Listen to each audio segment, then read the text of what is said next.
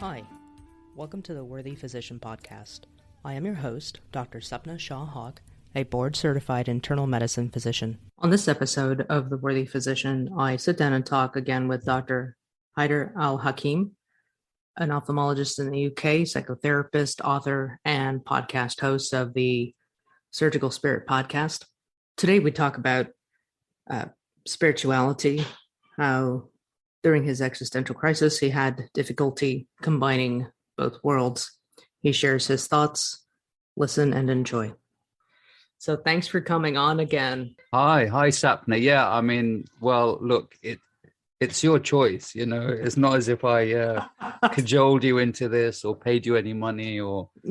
No, not at all. But I mean, last time we had a very interesting conversation, I think, and you had mentioned spirituality, and that's not really something that physicians readily mention as far as not being within medicine, mostly because we kind of separate those two beings out of ourselves. I think as physicians, intentionally, unintentionally, it just happens.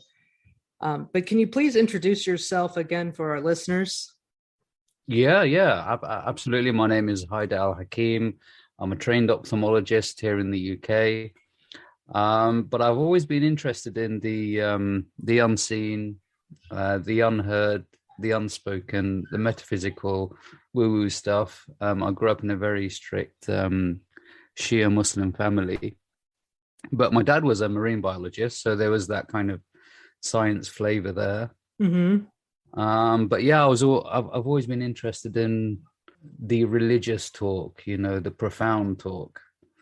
And I just found that, you know, doing medical school and, you know, going through the science kind of stuff, it wasn't deep enough, you know, it was quite superficial. Yeah, definitely. And I think as I'm getting older and sort of my joints are falling apart, I guess it's a good way of, you know, having an excuse to talk about other things apart from, you know, why they got their cataracts and, you know, for some of them that want to hear it. I mean, other people just want the science and just want, you know, the empirical physicality of things, and that's fine. I mean, I'm not going to, you know, try and sway them towards the, you know, the philosophical and the religious and the profound. I guess I'll find some kind of solace in that rather than just the physicality breaking down and, Right. you know, the process of entropy taking over. You know, and it's funny because I'm Catholic, but in my 20s, my 30s, I fell away. So the fallen Catholic, and then came back to the faith. I'm not strict at all, more spirituality. That's just where my spirituality lies. But I mean, how do you define strict and how do you define spirituality? I mean, you were very, you know, you're very definitive about that. I'm not strict. That sounds very definitive. Oh, sure. So in Catholic doctrine, right, in the Catholic Church, there's Catholic doctrine, and there are the do's and don'ts. If you have to do this, and it's very rigorous. You know, I always say that Catholicism has a lot of rules. I see where they're coming from, but I'm more of a cafeteria Catholic. I pick and choose what I want to follow based on my personal experiences in life, right? Your experiences in life help you to rethink some of the things we've been taught or rationalize it differently. Also to say, hey, that's maybe not the way I would interpret it now compared to 20 years ago. But that's such a big driving force. I mean, it sort of helps in medicine, so to speak, because being a physician, you're there for the patient. So you can take on all the guilt and all the blame and all the hurt and all the suffering as a physician. You know, generally speaking, patients quite like that. Right. You know, all the responsibility is put on the physician. Probably doesn't help the healing process because it's a dialogue, isn't it? You know, the whole healing process is a dialogue between the patient and the physician. But on the short term, yeah, you know, patients like you because you take on all the negative energy onto yourself. Yeah. But it felt quite natural for me because of so much guilt. You know, you weren't allowed to have a good time and enjoy yourself and, you know, take on the trappings of the material world because of all this religious guilt that was manifested physically on a daily basis. So that was a bit of a split in your persona from a young age. And, you know, coming from Iraq and sort of going to the UK where it's, you know, where they've come out, you know, they've come away from Catholic guilt and, and even Protestant guilt, and there wasn't much guilt there at all. So Right. and it's like, what's going on? Here's me suffering away, and everyone else is having an awesome time. Right. So that was an interesting dichotomy in my persona. Plus, like, the whole East and West thing. What does it mean to be religious in the West, and what does it mean to be religious in the East? That's an interesting dichotomy as well. And for me, it was identity. Religion equaled identity, which means how you acted in the world. So it was all of me. So I was sort of religious first and everything else second. And as you go through Western society, you realize that it's not what they think. It's the last thing on their minds. Right. And it's sort of going through that, what's the word, purging of your religiosity in the West, which was sort of an interesting experience. But I mean, I found that I was less and less resilient, once I was being purged of my innate culture, or more profoundly my religiosity. I was much more vulnerable psychologically, sort of to the attacks of all the different ideologies that you're bombarded with, whether it's capitalism, communism, atheism, agnosticism, and sort of all the other isms that rain down on you, once you lose quite a profound identity. Right. At what point in time did you start to reconcile spirituality with medicine? I think when I started reading individuals like Carl Jung, his work showed me that there is a possibility to be a scientist and a man of religion. Given that his father was a religious man, and his mother was essentially a clairvoyant. So you had those two worlds together. Plus he was he grew up studying under Freud, right? So you had that whole gamut of religion and a religion within a up and coming world where science was becoming the main dominant force of knowledge, of epistemology, and the empirical world taking over. So I found that actually I could have an intelligent conversation within myself of bringing these two worlds together, and it's been done before. I mean, I think being a Muslim, it is a fairly logical and sort of pragmatic religion anyway, because it does take into account reason being, one of the main tenets of the religion. But growing up within a Shia household, it is it's similar to Catholicism. We say that sort of Shiism is like the Catholicism of Muslims, because it is very dogmatic, and you do have a transcendent human being, who's the representative of God, right, on earth. Right. So we do have that in terms of the imams, the infallibility of figureheads, right, within the church or within the religion. Individuals like himself, and realizing that there's a lot more to religion than just dogma and just the usual sound bites that you hear from not really intellects, pseudo intellects, essentially. Coupled with that, that there's this whole sort of scientific notion that we do have an unconscious. Yes. And relating that to neurophysiology and neurobiology, it kind of came together that actually they're not two separate worlds, but one world is embedded within another. And what I'm understanding now is that sort of science is embedded within a story, essentially. And science is embedded within religion, because, science is not profound enough, deep enough to ask these more philosophical questions.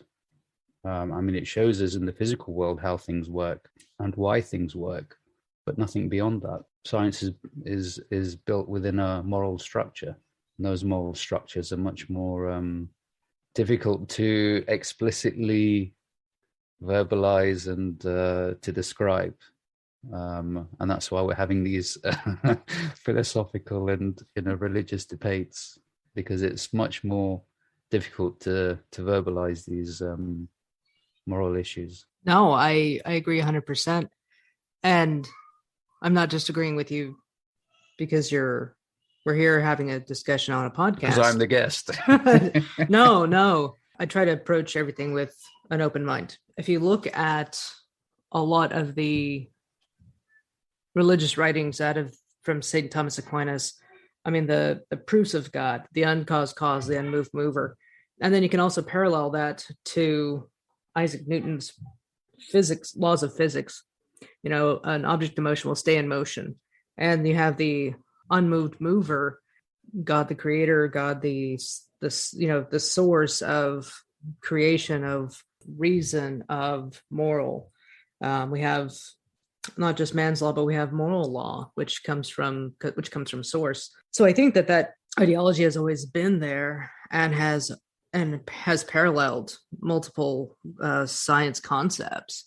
And then I'm actually just beginning to understand Rumi, because Rumi was a Sufi, and his writings were not that of love between two humans, but that about taking God as the ultimate lovers. I mean, I don't personally understand Rumi. I mean, I love his works and I love his poetry. So, I do get swept away by the romance of his words. But, it's sort of delving in the unknown. And that's where, all the goodies, but also where all the horrors are. And I think that's what science teaches. Religion teaches us, is that there's always two sides to the story. Right. Whereas science just tells us one side of the story, right, but not the other side of the story, or at least modern science, which I think is a bit of a joke at the moment, because it doesn't tell us about the negative, it just tells us about what works. Rather than what doesn't work. And I think what doesn't work is, I heard this somewhere, it's conscious is there to tell us what doesn't work. That's its job. Right.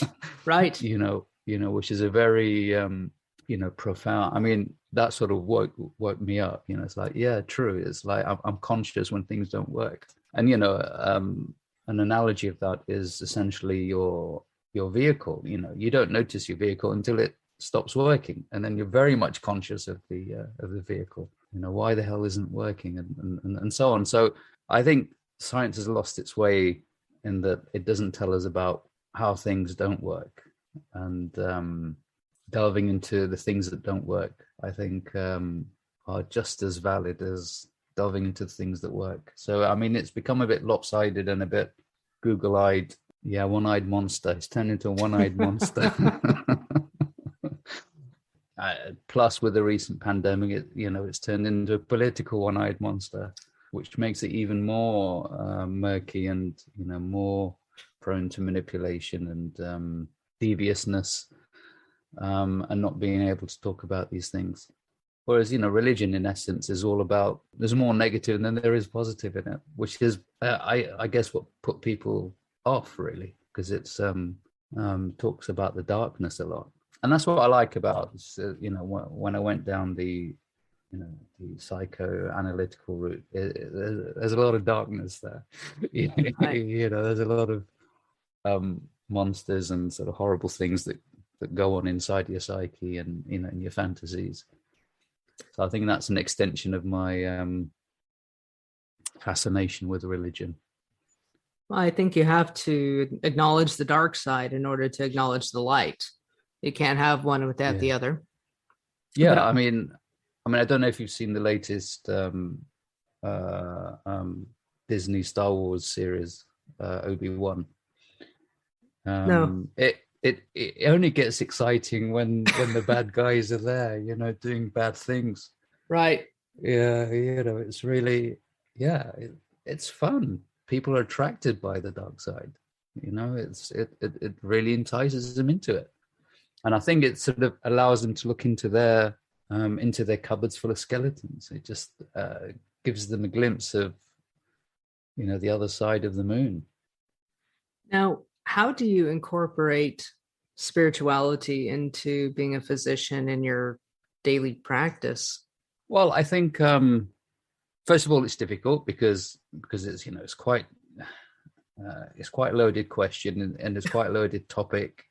And we're explicitly told not to sort of incorporate belief systems within our practice, which is quite, which is really weird, because it doesn't make sense. Because, I believe that the cornea is like this, or I believe that the eye's aqueous drainage happens this way. So, there's you're always implying some belief system into any situation. So, I mean, it's sort of absurd for them to say that.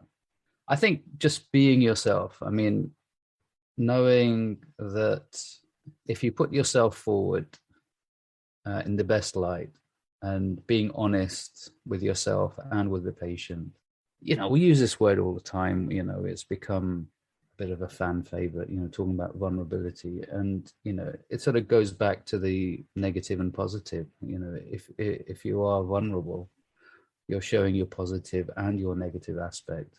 I mean, I don't personally wear a suit and tie when I see my patients.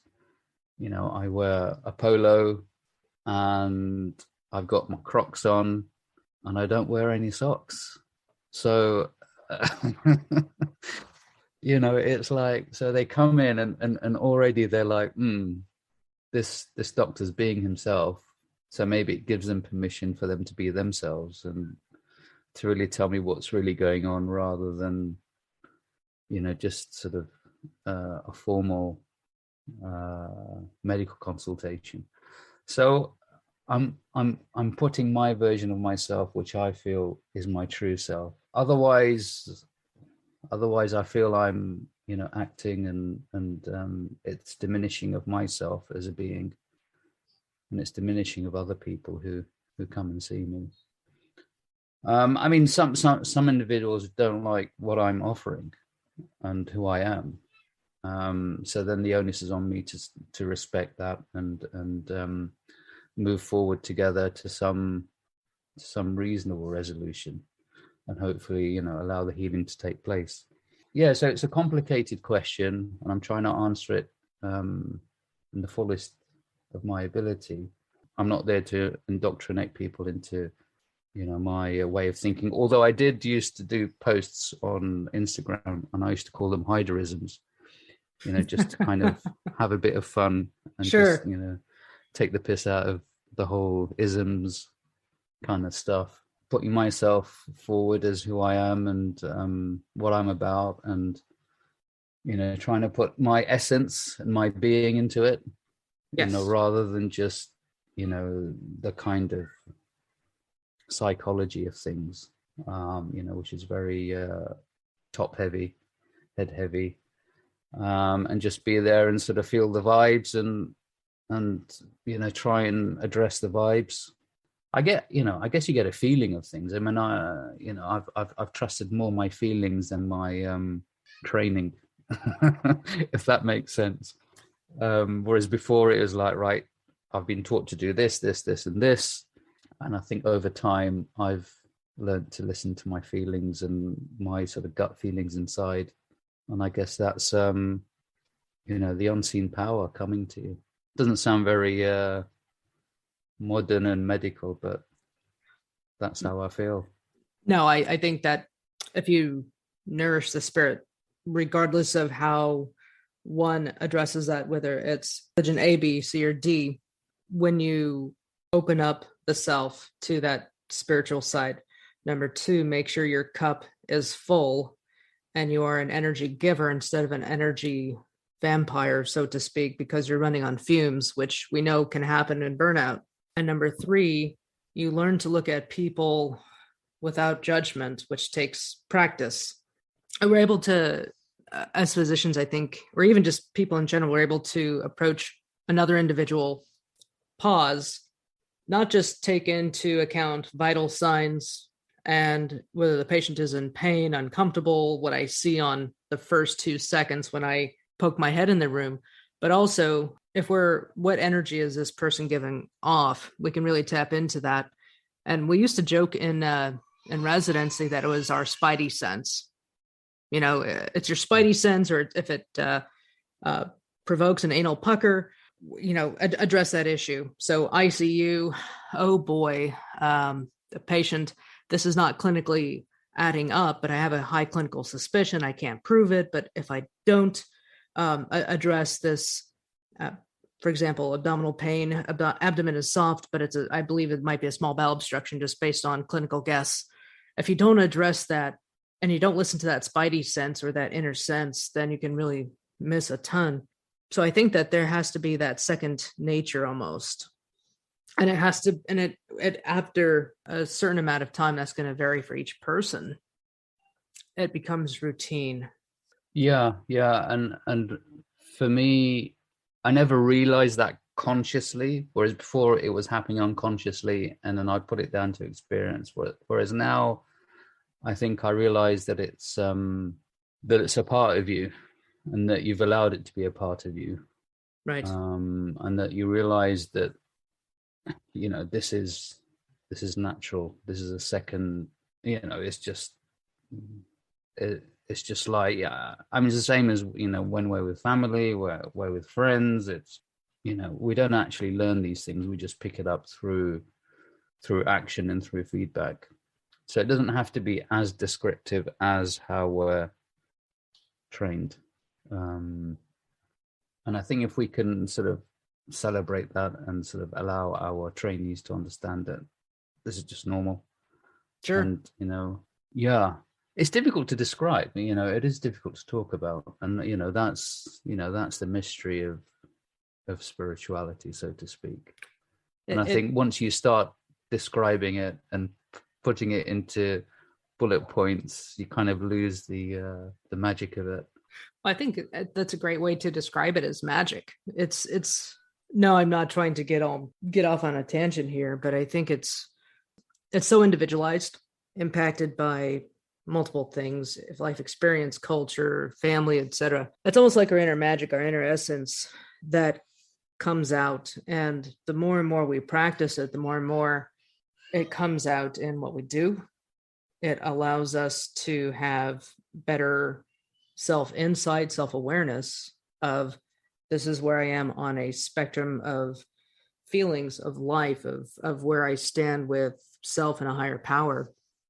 So it can have multiple facets, but it can also promote healing. It can also promote resilience. Yeah, I mean, on the resilience side of things, I think, that certainly allowed me to become more resilient, that knowing that there are other things I don't know and have no control of and don't understand, full stop, and never will understand, full stop.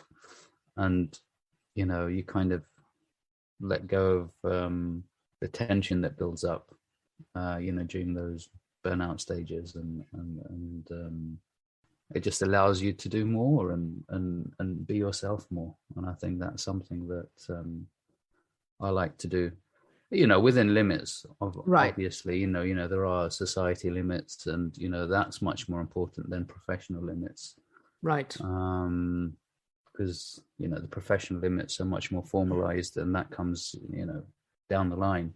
But, around your colleagues and around the people that you work with, and, within the immediate society that you're in. But yeah, I mean, I hope we're not losing that, given, the current pandemic and how we've all sort of isolated from each other. So we've all gone off in our own dysfunctional tangents of dysfunction. We don't have other people to kind of put us back in our, the right paths, because the collective is actually, much more good at telling us what works and what doesn't work, in the physical collective, rather than the the dysfunctional social media collective, Right. Which is very, very much manipulated and augmented to, depending on, the powers be. So I think, I mean, I've been quite lucky, I've maintained physical contact with patients throughout the whole pandemic, and that's been a blessing, really, to keep having human contact, and that's been a godsend, really. That's allowed me to, to continue my spiritual journey with myself and other spiritual human beings. All human beings are spiritual. I'm not saying that some are not spiritual. No, absolutely. You know what I mean? Yes, I do. Yes. As human beings, you can't separate. You can try, but at the end of the day. Yeah. No, yeah. There's always that. I mean, now it's called the psychological, which is fine. Right. Which is fine. Right. But that's become too abstract, too And that's a consequence of losing the bigger picture, and, you know, losing the fact that actually we don't have much control. We have very little control, actually. And that's where spirituality dash religion is situated, you know, in No, that uncontrolled sphere of influence. I think you brought up a very good point, and that is that we don't have control over a lot of things. I have control with how I'm going to react to a situation, but I have no control over what situations are going to be thrown at me today. But if with the spiritual side, with the religious side, whatever you want to call it, I have a way of maneuvering, responding, processing. Like patients want to give all their guilt to the doctor. We as physicians or people in general can give our trials and tribulations to a higher source. So that is also very comforting. But what would you tell other physicians or other individuals as to how to really, based on your personal experiences, how do you augment your spirituality in order to kind of elevate your spiritual game? Well, I mean, I never tell physicians anything whatsoever. Okay, fair. That's fair. like the worst thing I could ever do, is sort of tell another physician. I'm not sure. I mean, I guess I'm trusting myself a lot more. I think that's what I've been doing, trusting myself a lot more, and just letting things happen, and, you know, letting go of pretty much everything. I mean, my waist has let go quite a bit these days, but hey, you know, that's something else. It's difficult. I don't know how to explain it. I think, you know, just allowing the, you know, the other side to exist, as in the non-scientific side to exist, and just, you know, allowing it to osmose into your life, you know, rather than putting up barriers and saying, no, this is absurd, and, you know, this is nonsensical. Just let it be, let it come to you, and, you know, take it with a pinch of salt. Don't treat it, you know, too seriously, and then you'll find that sort of all these interesting and profound ideas osmose into your being, and then something will pop along, and then you think, oh wow, yeah, you know, I can understand what it means to sort of sacrifice. I can understand what it means to be grateful. I can understand what it means to be patient. I can understand what it means to be understanding of the opposing view. I can understand what it means to suffer with great virtue and great moral being. I can understand what it means to be of high moral character. Let all these ideas diffuse into you, and letting go of the politics and of the history and everything else that a lot of people complain about. I can attest that I think you hit the nail on the head with that. And so, what does that have to do with burnout? And I think that a big positive barrier against burnout of having the inner faith, this inner dialogue, the spirituality, again, it is one of those building blocks of resilience. But also, as a physician, if we understand that on the other side there are things that we do not understand and we do not, or we cannot explain, at least currently, then that allows us to open the door to being human and saying, shedding the ego and saying, I don't know. And even embracing that and being very comfortable with saying, I don't know. Here I am giving you this vulnerability. When you say I'm a physician, I should know everything. I don't, because I don't think we even understand physiologically everything that's been, you know, everything currently. That's the reason why it's a science. It's an evolving. Yeah, I mean, I find that, you know, with more clinical practice, I'm saying I don't know more and more. You know, I mean, I've rarely said this is. Yeah, I mean, I do say it, but, you know, when you get individuals and then you get into gray areas, and, you know, people come and see you for the gray areas. Yes. You know, the clear cut stuff is pretty clear cut, and it doesn't reach me. The ones that reach me are sort of in the gray areas, and my first answer is I don't know. and then we go from there. Right.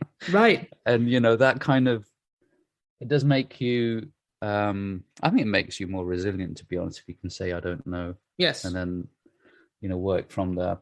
And yeah, it just allows you to have that more truthful relationship. Not that I'm saying I know the truth, but I know when I'm telling a lie. That's much easier to discern. Yeah, there's lots of gray. I mean, even in ophthalmology, there's lots of gray areas. You'll be surprised to hear. Yeah. And you just sort of sit there and scratch your head and say, I don't know what the hell's going on, but hey, I've got this idea, I've got that idea. What do you think of this? And then you sort of go from there. Right.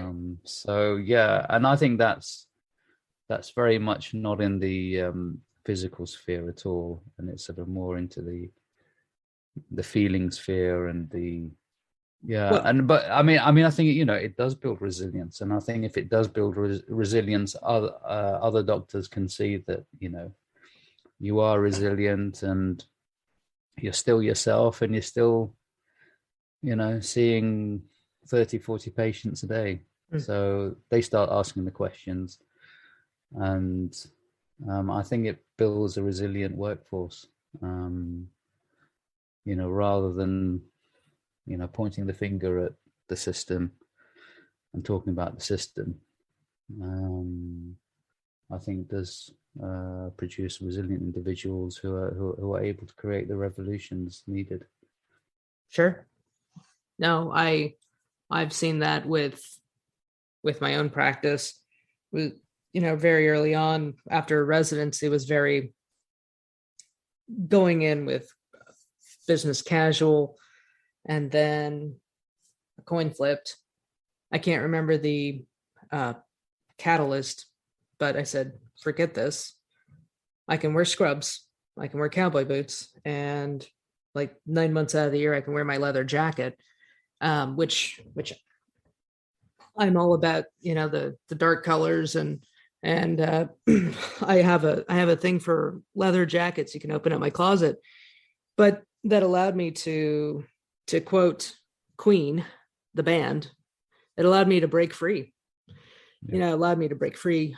Patients have actually, once we lowered the formality, because if you walk in Crocs, or if you walk in scrubs or cowboy boots, I think it gives an element of, number one, we're not just all pomp and circumstance. Number two, we have a sense of individuality, which humanizes physicians, which opens up the door to richer dialogue.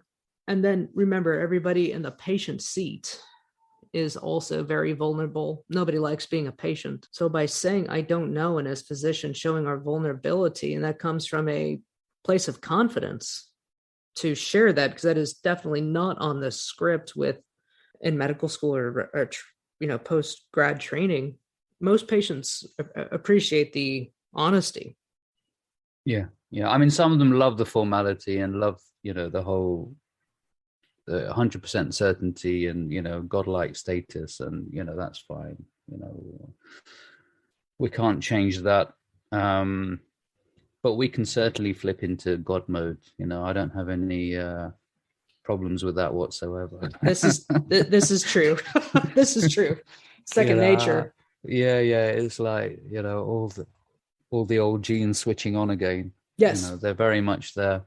But we also need the dark side of the moon as well. So yes, I think that's why it's important to have these the pluses and the minuses. Right. But in my experience, I mean, it's easy to be the plus. It's a bit more, it needs a bit more conscious work. Sure. Dealing with the negatives and being a negative yourself. Well, thank you for your time today. And is there anything that you would like to, or any last pearl of wisdom that you would like to leave the listener with? No wisdoms whatsoever. It's like, just enjoy yourself and wear your leather stuff and just enjoy it, man. Just life's too short otherwise. Life is too short. Don't you agree, Dr. Sapna? I agree 100%. Life is too short to be put in a box and to want to live in a society where everybody else tries to dictate who you should be except you. No, yeah. So no, I Yeah. can't do Balls that. to that. Yeah. Cherries to that. Cherries to that. Thank you for joining us today. Subscribe, tell a friend, follow us at www.theworthyphysician.com.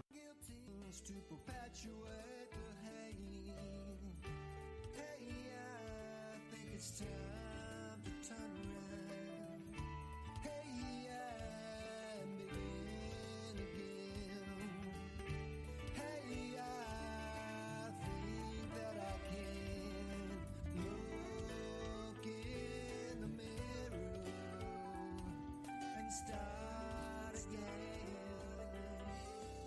the second time.